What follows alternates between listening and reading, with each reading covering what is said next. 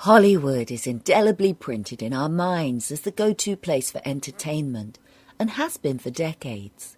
When there really did seem to be more stars in Hollywood than in heaven, Hollywood Stage had them performing films as radio plays, on the sponsor's dime, of course.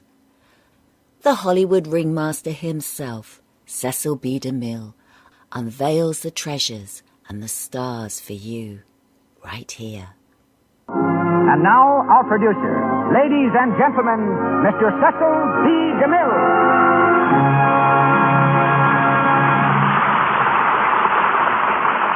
Greetings from Hollywood, ladies and gentlemen. From boyhood to the moment that Metro-Goldwyn-Mayer discovered him in Pomona College, it was the ambition of Robert Taylor to follow in the footsteps of his physician father. Today, though perched on the highest pinnacle of motion picture stardom, Bob still attends medical lectures and believes that medicine is the finest career in the world. It's something of a coincidence, therefore, that this amazingly popular young actor should have made his first marked success on the screen as a physician, first in Society Doctor, then in tonight's play, Magnificent Obsession.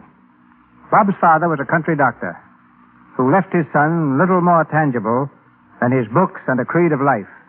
But Bob has clung to that creed, in spite of the whirl that has spun him steadily higher to international fame.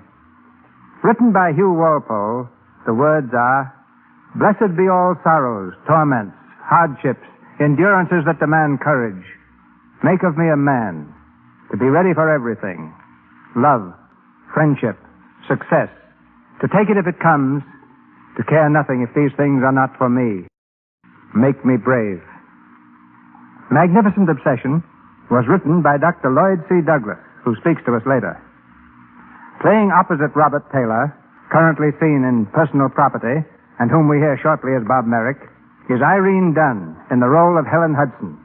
Great actresses are rarities, but Miss Dunn is a rarity among great actresses.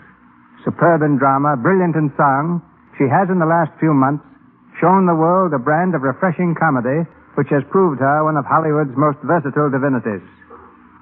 From the original screencast, we bring you Sarah Hayden in the role of Nancy Ashford, while Barbara Kent is heard as Joyce Hudson and Pedro de Cordova as Randolph. We welcome our international audience and the crowd that waited for hours on Hollywood Boulevard to attend tonight's play. The doors close, and the curtain slowly rises as the Lux Radio Theater presents Irene Dunn and Robert Taylor in Magnificent Obsession.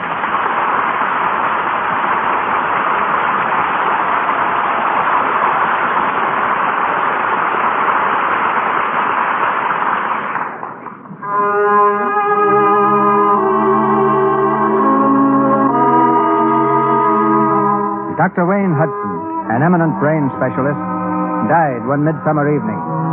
Died by drowning in the lake near his sanatorium. His death was a shock to the world, especially to those in the field of medicine. It's late at night now, and we're in an office of the sanatorium. Deeply conscious of a great loss, Nancy Ashford, the head nurse, is speaking to one of the younger girls. The routine of the hospital will go on as usual. Dr. Hudson would have wanted it that way.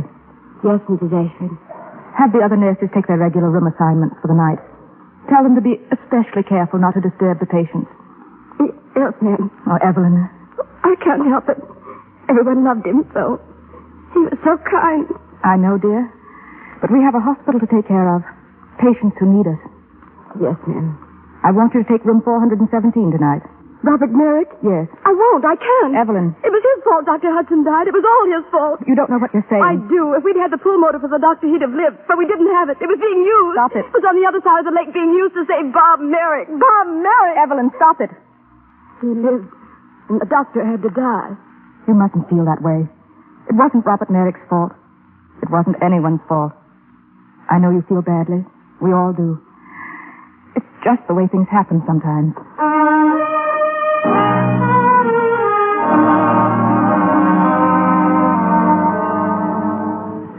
Mrs. Hudson? Yes? My name is Perry. Well, how do you do, Mr. Perry? I've been expecting you. Sit down, please. I dislike coming so soon after the funeral, but... Quite all right. Business matters can't wait very well, can they? Well, no, especially this one, Mrs. Hudson. Yes. Well, Mr. Perry? Oh, what? Forgive me, please. I had no idea you were so young. I was my husband's second wife.